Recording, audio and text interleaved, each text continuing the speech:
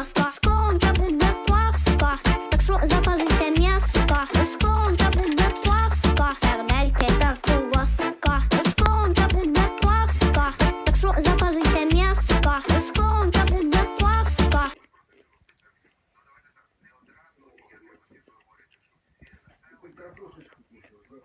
Угу.